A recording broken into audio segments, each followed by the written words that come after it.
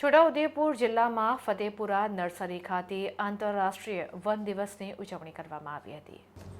21 March વિશ્વ one દિવસની ઉજવણી છોટાઉદેપુર જિલ્લામાં ફતેપુરા નર્સરી ખાતે કરવામાં આવી હતી, જેમાં નાયબ વન સંરક્ષક છોટાઉદેપુર વીએમ દેસાઈ, આરએફઓ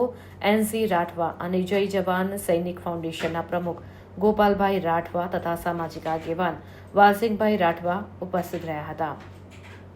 વનરક્ષક, વનપાલ, રોજમદાર અને કોલેજના વિદ્યાર્થીઓને વન સંરક્ષણ, સંવર્ધન અને વૃક્ષારોપણ થકી પૃથ્વીનું સમતોલન જળવાઈ રહે તેવા પ્રયત્નો હાથ ધરવાની સમજ આપવામાં આવી અને નાયબ વન સંરક્ષક દ્વારા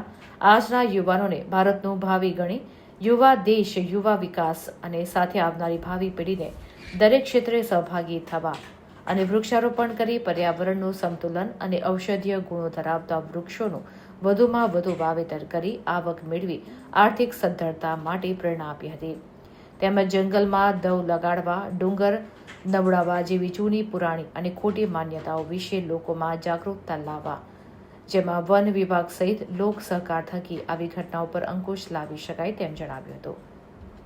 કાર્યક્રમમાં ઉપસ્થિત રહેલ યુવાનોને નર્સરીની મુલાકાત લઈ યુવાનોને રોપ ઉછેર તેમજ વાવેતરની જાણકારી આપવામાં આવી હતી અને નગરમાં પ્રજાજનોમાં જાગૃતિ લાવવા વન વિભાગ દ્વારા બાઇક રેલી યોજવામાં આવી હતી।